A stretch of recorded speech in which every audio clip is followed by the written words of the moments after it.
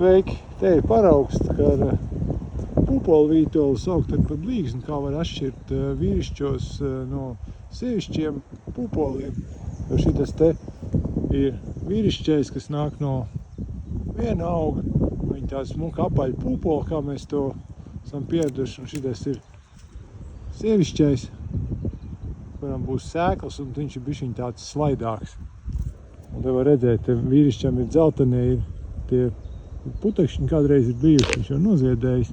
Un saliekot kopā ļoti viegli var atšķirt pupolvītu dzimumus. Pa kreisi ir dzeltenākais ir vīrišķais, un tas zaļākais, kā nescilākais, ir sievišķais.